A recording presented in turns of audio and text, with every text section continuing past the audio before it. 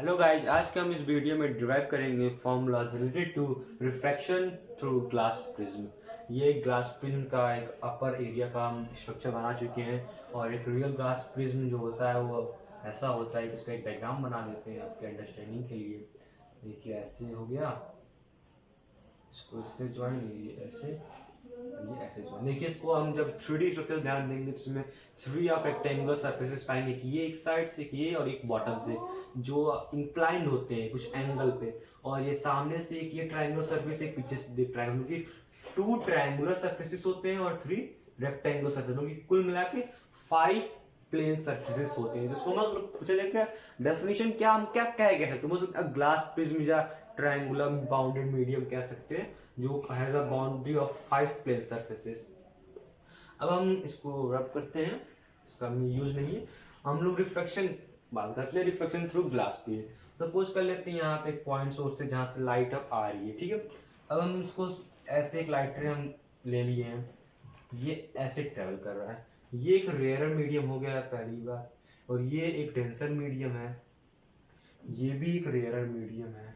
Rare means ये air है, ये भी एयर है, और ये हमारा ग्लास है, तभी इसका नाम ग्लास प्रिज्म हो गया, ठीक है। अब हम यहाँ पे एक नॉर्मल ड्रॉ करेंगे, आप प्रोटेक्टर का यूज कर लेते हैं, हम रफली बस बना रहे हैं जो कि 90 डिग्री पे है। अब बस ये रेयर से जब डेंसर में जाता है तो स्पीड ऑफ द लाइट रे will decrease and therefore it will bend towards the normal, not away from the normal, it will bend towards the normal. और जब नॉर्मल की तरफ बेंड करेगा तो हम कुछ ऐसे स्ट्रक्चर बना सकते हैं। देखिए ये कुछ जो इसके पैरेलल ही लो, बस यहाँ पे एक एक्स्ट्रा बना। देखिए इसको जाना चाहिए था ऐसे इस तरफ, लेकिन जा रहा है ऐसे, क्यों? नॉर्मल तरफ बेंड हो रहा है। अब देखिए 2 सरफेस है यहाँ पे, अब यहाँ पे भी एक 90 डिग्री पे बना देंगे।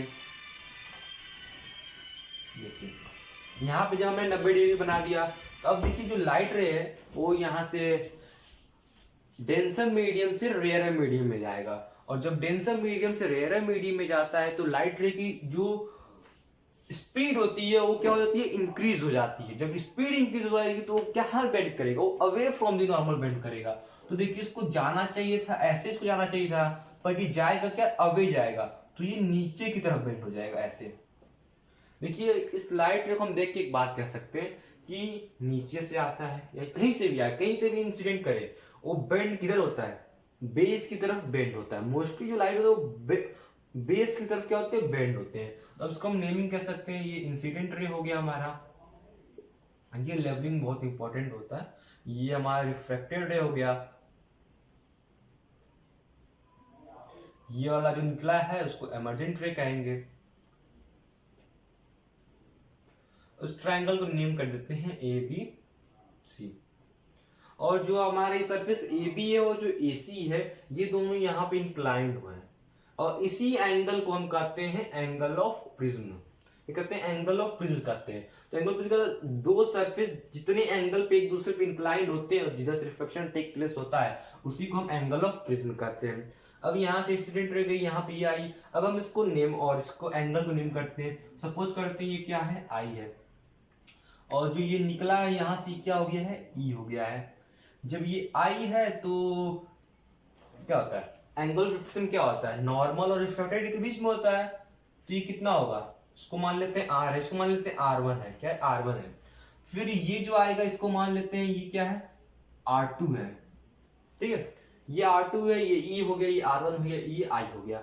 अब हमें कुछ इससे रिलेटेड इस प्रिज्म से हमको एक फॉर्मूला डिराइव करना है, जिसको हम अभी डिराइव कर रहे हैं। इसको हम ऐसे एक्सटेंड करते हैं, ठीक है। तो आप देखिए यहाँ पे एक ट्रायंगल बनेगा, ठीक है। और इसको भी हम अगर देखिए, अगर मैं ये जो लाइट रे का जो पाथ जो जा रहा था, मैं इसको एक्सटेंड करूं ऐसे, देखिए ठीक है, एक्सटेंड कर रहा हूं, और फिर एमर्जेंट रे को भी एक्सटेंड कर रहा हूं। देखिए दोनों पीछे यहाँ पे एक मिलते दिखाई देंगे। और देखिए क्या होता है, एंगल ऑफ डेविएशन क्या होता है, एंगल ऑफ डेविएशन होता क्या है, देखिए एमर्जेंट रे जितने एंगल से या रिफ्रैक्टेड रे जितने एंगल से अपने ओरिजिनल पाथ से डेविएट होता है उसी को हम एंगल ऑफ डेविएशन कहते हैं। देखिए स्लाइड रे को जानी चाहिए थी इस तरफ स्ट्रेट, पर ये गई किधर, इधर गई। इसका मतलब कि वो इतने एंगल से देखिए वो डेविएट हो गया है। अगर हम इसको पीछे वर्चुअली पीछे ड्रॉ करेंगे तो हम देखेंगे इतने एंगल से क्या हो गया है, डेविएट हो गया है, जिसको कहते हैं एंगल ऑफ डेविएशन। इसको ऐसे डेल्टा से रिप्रेजेंट कर सकते हैं, ठीक है। अब ये हो गया। अब हम इस पे जो इक्वेशन जो बनता है उसको हम देखेंगे। देखिए ये R1 है, ये R2 है, तो ये देखिए ये कितना आएगा, ठीक है। एक बात और देखिएगा, ये A इसको भी नेम करते हैं, B हो गया, ये C, ये D है, ये पॉइंट ये E है, ठीक है। A D E एंड इसको मान लेते हैं क्या E F, हाँ। तो A D F E ये देखिए क्वाड्रिलेटरल है। A D ये क्वाड्रिलेटरल क्या है हमारा, क्वाड्रिलेटरल ऐसे बना देते हैं, A D F E ये क्या है, क्वाड्रिलेटरल है। और किसी भी क्वाड्रिलेटरल का सम कितना होता है, 360 होता है ना। तो ये जो यहाँ से हमने ड्रॉ किया ये कुल मिला के 90 है। ये कितना है, ये कितना है, ये भी 90 है।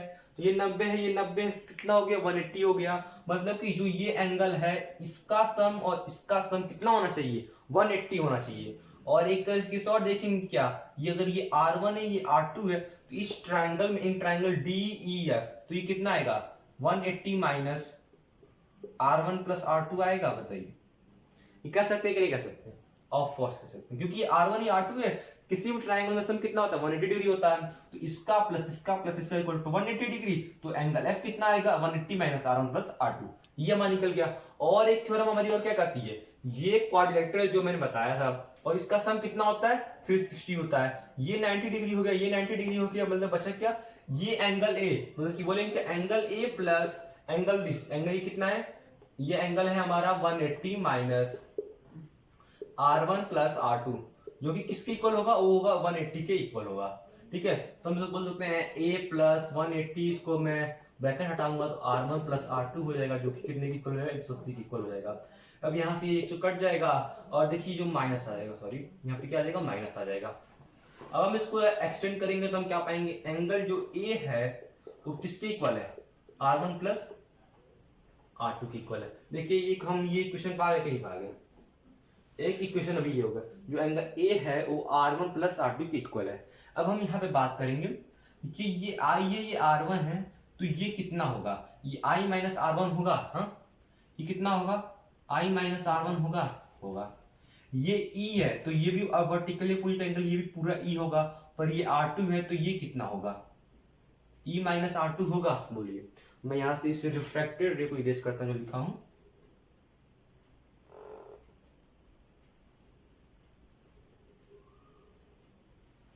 ठीक है।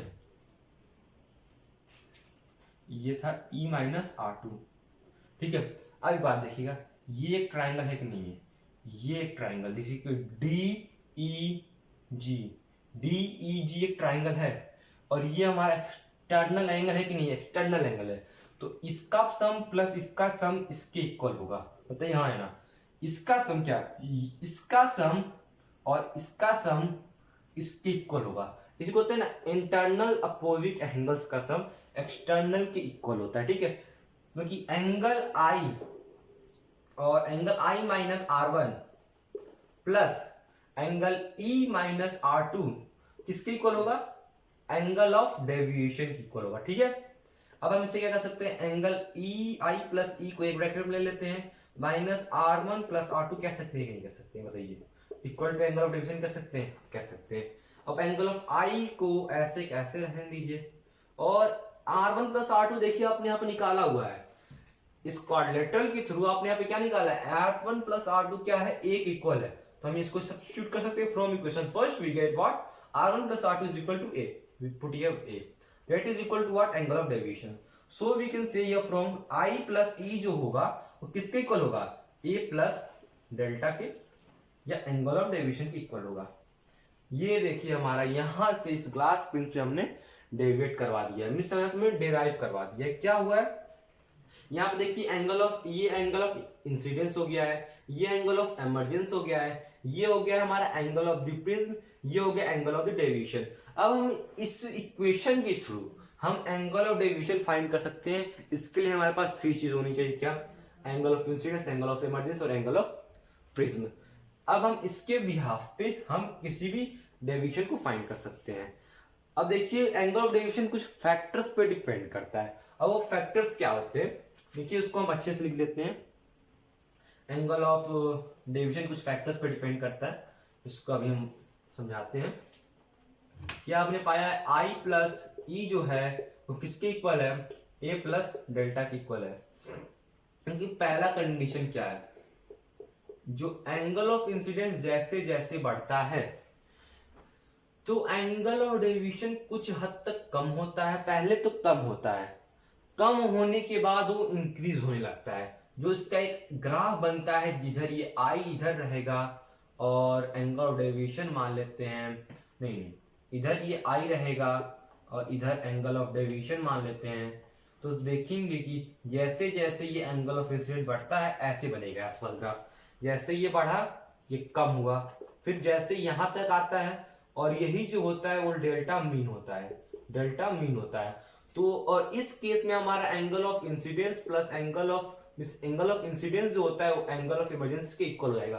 कैसे, angle by the principle of reversibility of the light. क्यों भाई, अगर बताइए यहाँ पे ये सबसे लोवेस्ट मिनिमम डेविएशन हो रहा है, अगर ये यहाँ से आई है तो यहाँ से इससे होना चाहिए। बोला कि यहाँ से बंदा देखा है, बोला मैं 45 डिग्री पे इंसिडेंट हो रहा है हमारा, इतना 35 डिग्री पे मान लीजिए हमारा यहाँ पे डेल्टा आ रहा है, और इधर से बोल रहा है नहीं मैं तो इधर 60 पे देख रहा हूँ 35 पे आ रहा है। पर यहाँ से देखिए इस ग्राफ से क्या पा रहे हैं कि एक ही वैल्यू जो है एंगल ऑफ इंसिडेंस जिसपे एक ही बार केवल डेल्टा मीन हो सकता है। तो ऐसा पॉसिबल वैल्यू कितने, केवल एक ही एंगल ऑफ इंसिडेंस पे एक हो सकता है। तो अगर यहाँ 45 होगा तो यहाँ पे भी 45 होगा, यहाँ पे 60 है तो यहाँ पे भी 60 होगा।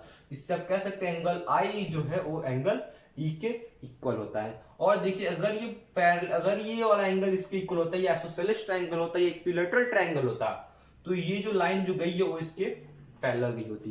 तो किस केस में होता है, डेल्टा मीन के केस में होता है। मिनिमम के केस में जब भी हमारा एंगल ऑफ डेविएशन सबसे मिनिमम होता है उस केस में सब फॉर्मेलिटीज लागू होती हैं। तो पहला फैक्टर हमारा एंगल ऑफ इंसिडेंस पे डिपेंड हो गया। अब दूसरा फैक्टर किस पे होता है, एंगल ऑफ द प्रिज्म पे होता है। जैसे जैसे एंगल ऑफ प्रिज्म बढ़ता है वैसे वैसे हमारा एंगल ऑफ डेविएशन भी बढ़ता है। तीसरा फैक्टर क्या होता है, तीसरा फैक्टर होता है रिफ्रैक्टिव इंडेक्स। जैसे जैसे हमारा रिफ्रैक्टिव इंडेक्स बढ़ता है वैसे वैसे हमारा डेविएशन भी बढ़ता है। ठीक है, अब इसको चौथा फैक्टर ही बोल सकते हैं, ऐसी का कन्वर्स बोल सकते हैं हमारा वेवलेंथ। देखिए वेवलेंथ अगर बढ़ेगा तो एंगल ऑफ डेविएशन घटेगा, जितना ज्यादा वेवलेंथ उतना कम डेविएशन। तो आई होप दैट आप लोग को ये वीडियो में इस टॉपिक से इस डेरिवेशन को आप समझ गए होंगे और इससे आप न्यूमेरिकल्स लगाइएगा, ये आप लोग को और अच्छे से समझ में आ जाएगा। ओके, अच्छा लगे तो आप लाइक कर दीजिएगा, सब्सक्राइब कर दीजिएगा। Thanks of